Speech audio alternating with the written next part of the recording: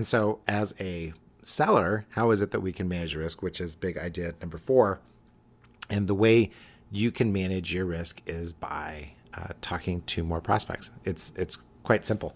It's hard to find a semi-interested prospect. It's really hard to find a good fit.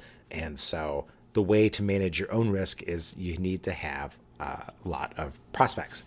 And that's important because if not, then you get desperate, right? You become the factory that is running and you say, this thing can't shut down. It's more expensive to shut this down than it is to keep it going. So we'll take any business at this moment just to keep the factory going. Once you get into that, unless you're being honest with yourself and recognizing that, and the only reason I'm doing this is because I'm too bleeping stupid to figure out how to get full margin business. And so I got to figure that out. But right now I just need to keep the factory going. You're going to start compressing your margins, right? You're going to start doing what some of my clients have resorted to for growth, which is we just need to keep adding more salespeople. We need to keep digging around for more business.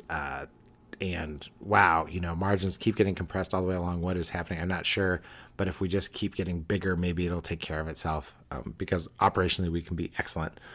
When, you got to remind them, it's not about what your top line is. It's about what you are able to take home, right? And I'm sure some super finance guys can argue with me on that point, where you can make a lot when you have a lot of money flowing through the company. You can make other things happen.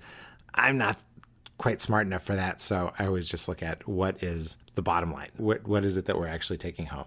I'm finishing up this book that I've been writing, The Human Being's Guide to Business Growth. And when researching all my old notes, one of the things that I used to tell everybody, and I still do, and I still believe it, is that the problem with most sales books is they focus on they focus on closing. They focus on getting people through that last part of the decision-making process, helping sellers and buyers get through that last part of the process.